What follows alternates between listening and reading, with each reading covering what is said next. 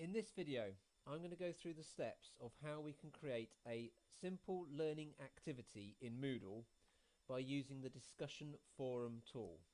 And what I'm going to do is I'm going to take a video that I have found on YouTube, and rather than me just sharing the link to the video, I'm going to embed that video into a discussion forum. So I'm giving the students the opportunity to answer a couple of questions and then discuss having watched the video. So first of all, we need to be in Moodle and we need to make sure that editing is turned on. In my case, there's a button here. It might be in a different position or a different colour in your systems. We then go into the section where we want to add our activity, and we choose add an activity or resource, and then we choose the forum and add. Now we give the forum a name, so I'm going to just call mine a discussion activity on using videos in Moodle.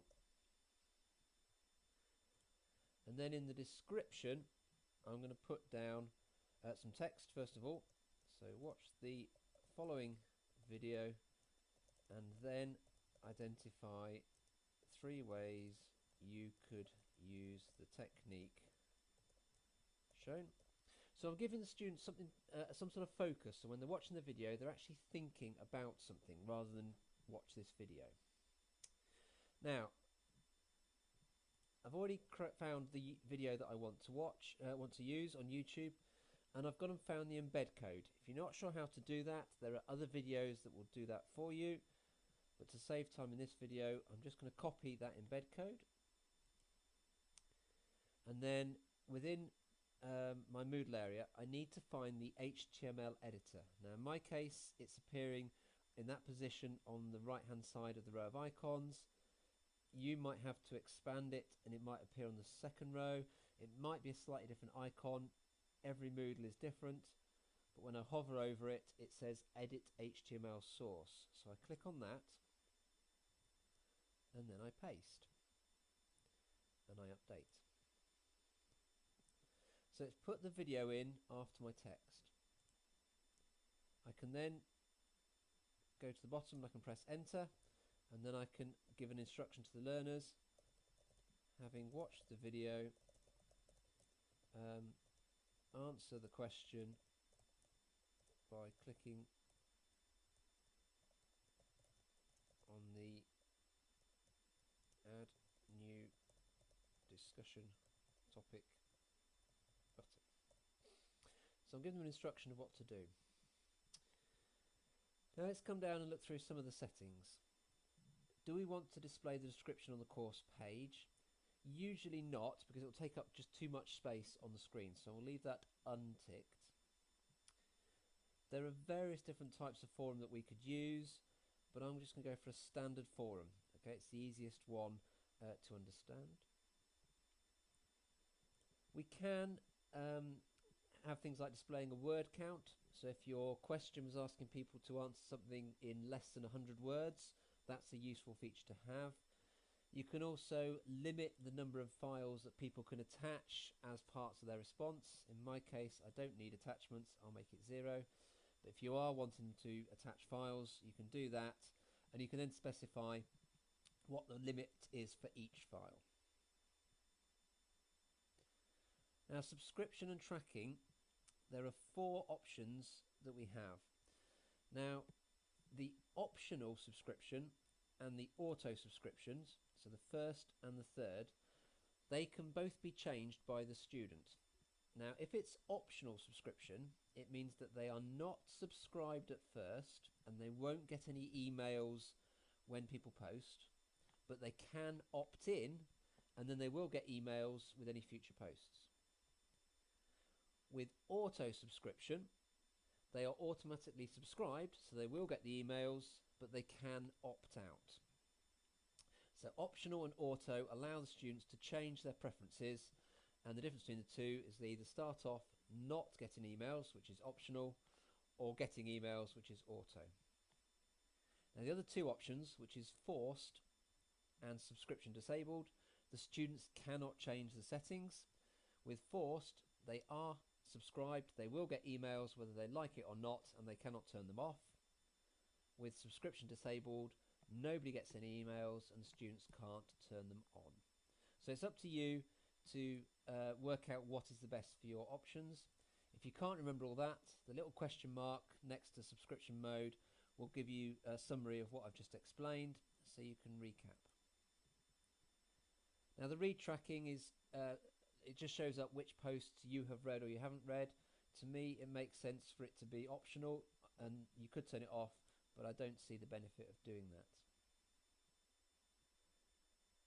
Now the post threshold for blocking is where you can actually limit how many times one person can post within a period of time. Usually we're trying really hard to get people to post rather than blocking them, so we're not going to worry about that in this tutorial. We can allocate grades or ratings to sort of students' contributions, and the options are in there. We're not going to do that here, so I'm not going to touch on those settings in this tutorial. But if we go to common module settings, if you've got groups within your course and you set the thing to separate groups, as mine is here, it means that each group will effectively have their own discussion forum and they can't see each other's. If you had visible groups, they would be able to see the other group's discussions, but they'd only be able to interact with their own. And if you have no groups, it means that everybody on the course is all contributing to the same discussions at the same time. The groupings are a more advanced tool, which if you understand groups and groupings, you'll understand how it applies here. Now your restrict access means that you can make the students have to do something before they can then come into the forum. And again, that's covered in other tutorials, so I won't cover it here. But what you have got is activity completion, which can then be used to restrict access to future Moodle activities. I'm going to track that students have done something, and I've got three options. The third one says show activity as complete when conditions are met. So I'm going to choose that, and then I have to choose what conditions I want. Now if I tick require posts, it means that they have to either start a new discussion or reply to a discussion, and I'm going to specify that they have to make at least one contribution. So that's the simplest. You could specify that they have to start at least one discussion and make one reply, in which case you would tick those two boxes and you'd have them as 1 and 1. Or if you wanted them to make 3 contributions of any type, you would set it like that. I'm going to go for just a single contribution is all that they have to do in order for this to be marked as complete. And if it's fitting in with the time scale, you could specify the time at the date that you want it to be completed by ticking on the enable box and then choosing your dates. I'm going to leave mine open-ended. And then I save and display. So here is what the students will see when they go into the activity. They have the text, they have the video, the instructions. There's the button that they would click on in order to post their own response. So give it a subject, they give it a message, and they can choose to subscribe at this point, and they can post to the forum. And that's been a quick tutorial on how to create a discussion activity which is using a YouTube video as the main part of it.